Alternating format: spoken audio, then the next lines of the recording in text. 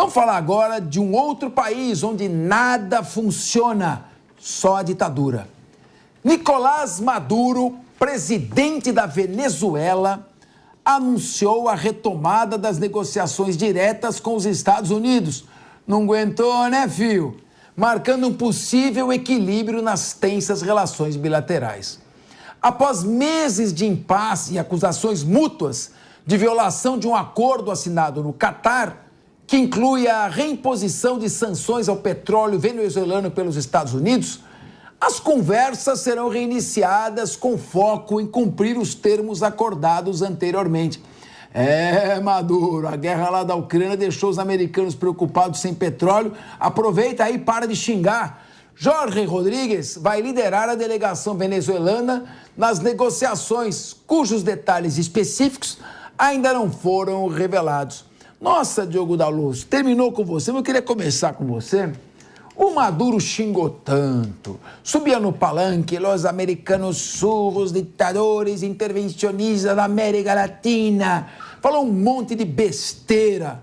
Depois dele ter seguido com lá o Hugo Chávez e afundado o país, agora parece que vai pedir arrego?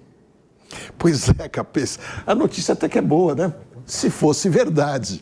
Quando a gente olha e fala, puxa vida, ele vai restabelecer o relacionamento, conversas abertas e francas com outros países, inclusive com os Estados Unidos, sendo que ele esqueceu de perguntar aos Estados Unidos se estão de acordo com esse tipo de conversa que ele quer estabelecer. Isso ele não fez. Está mais do que na cara, as eleições estão chegando, menos de um mês para elas, então agora é o Maduro bonzinho, o Maduro democrata, que vai respeitar as eleições, que vai fazer tudo direitinho, sendo que ele já alijou do processo todos os candidatos que tinham alguma chance de chegar lá, e agora ele colocou um embaixador. Imagine um embaixador que passou boa parte do seu tempo fora do país e representando o Estado venezuelano. Agora ele volta. Quem é ele em termos de políticos, em termos populares na Venezuela? É esse que é o candidato mais forte de oposição, que ninguém conhece e, logicamente, vai acabar sendo derrotado, não porque as pessoas queiram continuar dessa maneira, é porque elas não vão enxergar outra forma.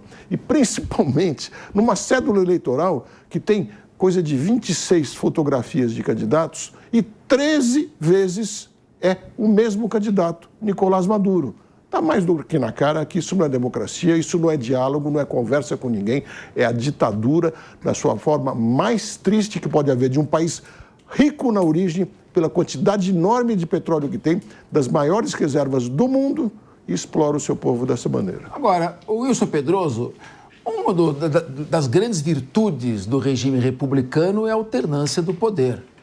Será que em 25 anos só tinha o Hugo Chávez, que morreu em 2012, e depois veio o Nicolás Maduro? Ou seja, só tem dois líderes. Isso é uma democracia de verdade? Será que ele quer bater o recorde do Saddam Hussein? É impossível, né? Saddam Hussein teve 100% dos votos. Mas será que ele quer igualar esse recorde na eleição? Só a esquerda aqui no Brasil que acredita que na Venezuela nós temos um país democrático e não uma ditadura. Nicolás Maduro não deixa crescer grama do lado dele. As pessoas que tentam se sobressair como oposição, ou ele caça, ou ele prende, ou ele não deixa ter registro eleitoral. E agora está nesse quais aí, olha, vamos conversar com os Estados Unidos, e acho que deveria conversar mesmo, porque se o Trump ganhar nos Estados Unidos, aí que não vai ter conversa. Com o Biden ainda existe conversa. O Trump ganhando, não existe conversa com o ditador. Trump não vai conversar com a Venezuela. E ele, porque ele, Maduro, faz parte de um país onde ele destruiu, onde ele deixou pessoas na miséria.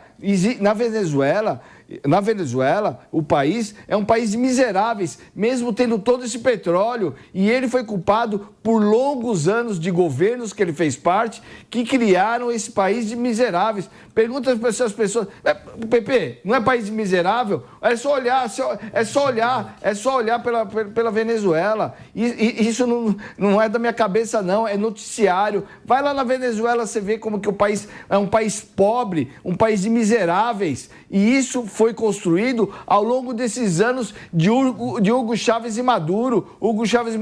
E aí a esquerda, você fica batendo palma, a esquerda diz que é um país democrático. Que democracia? Uma ditadura onde não existe oposição, não existe democracia.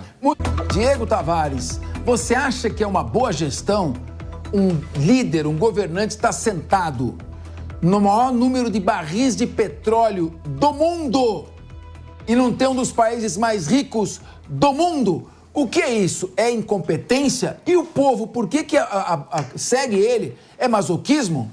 É pior do que isso, né, Capês? Porque a Venezuela foi um dos países mais ricos do mundo nos anos 60, nos anos 70 e simplesmente foi destruído pelo populismo chavista, enfim, pela ditadura de Maduro. Então, é evidente que não adianta você ter as maiores reservas de petróleo do mundo se você tem à frente dessa máquina um ditador, alguém que só está preocupado com o próprio projeto de poder, não está preocupado com o projeto de país. A Venezuela exemplifica isso, enfim, com maestria, infelizmente, para o povo venezuelano que sai do país hoje aos milhares. Tenho certeza que ninguém tem vontade de deixar o seu país, deixar a sua pátria, mas infelizmente, para não morrer de fome, para não ter que revirar lixo para encontrar comida, são obrigados a fazer isso. A respeito dessa negociação entre Venezuela e Estados Unidos, a gente precisa ver isso com certas restrições, né? Porque o Maduro é muito conhecido não só por ser um ditador sanguinário, mas também por fazer esse tipo de fake news.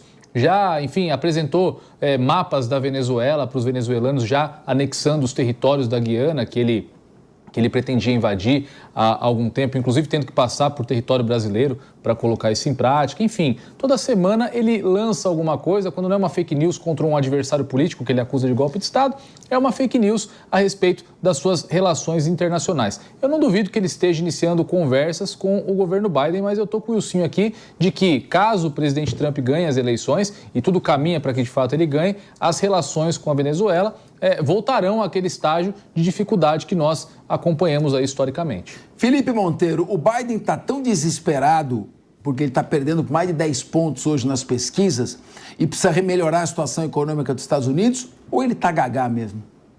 Não, essa questão perpassa o governo Biden e o governo Trump. Certamente o Trump irá também negociar com Maduro, não tem dúvida disso, tanto é que negociou. A primeira pessoa que mandou ter o assessor especial a falar com Maduro foi exatamente o Trump, né, no final do governo dele, né, exatamente preocupado com a questão do petróleo. E aí tem um ponto que eu gosto de ressaltar sempre: vocês têm uma mania de colocar questões morais e éticas para discutir relações exteriores. Relações exteriores, ela é um espaço de poder. Então é normal que o Bolsonaro fale com o príncipe Bin Salman da Arábia Saudita, é natural que o Lula fale com a Venezuela e é normal que o Trump e o Biden também vão negociar com a Venezuela. Por quê? Porque não é o espaço para discutir questões morais e éticas, é o espaço para discutir espaço de poder. E tem um ponto que eu queria colocar aqui só para terminar, Capês, que eu acho importante, não é?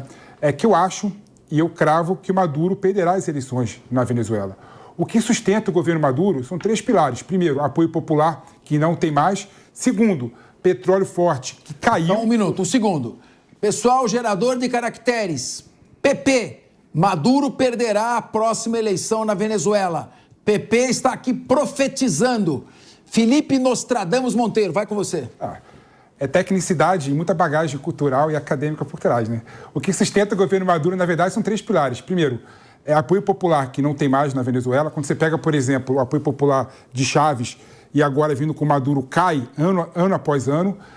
Petróleo forte, que está caindo o preço do petróleo, apesar de agora ter dado uma leve aumentada, não é? E terceiro ponto é apoio do militar, que o militarismo na Venezuela está exatamente dividido. Então a tendência, no meu modo de ver, é o Maduro perder as eleições para Edmundo González. E pela primeira vez na história da Venezuela, a oposição está reunida e unida para ganhar do Maduro. Então eu entendo sim que Edmundo González vai ganhar sim as eleições na Venezuela esse ano.